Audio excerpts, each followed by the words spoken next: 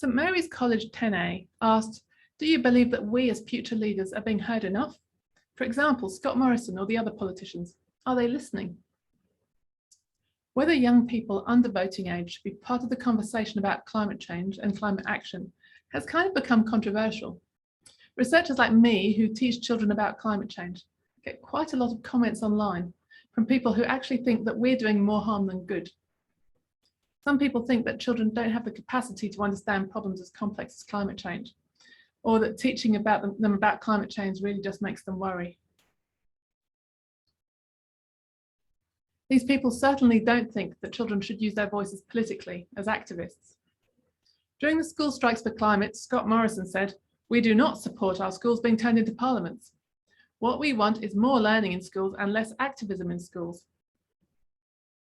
Personally, I feel that many young people are very legitimately concerned about what climate change will mean for their own lives and for the world they live in. Learning about it is one way that students like you can voice your concerns and find out why we're living in a climate change world, what it means for your future, and how you can be part of the solution.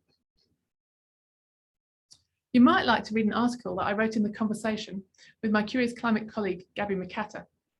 We used your question to argue that children definitely needed to be seen and heard more on climate change. Children under 18 don't have a vote, but you certainly do have a right to demand that our politicians take action on climate change.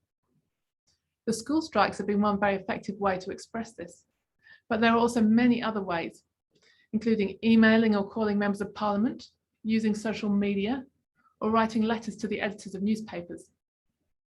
Some young people have even been part of legal action against the government to insist that they act on their duty of care to you and your future generations. It can be really hard to get politicians to listen if they don't see something as being in their own political interest. But young people are a really important part of this groundswell of Australians demanding climate action now. So please keep asking these questions and using your voices, not only as future leaders, but as leaders right now in representing your generation.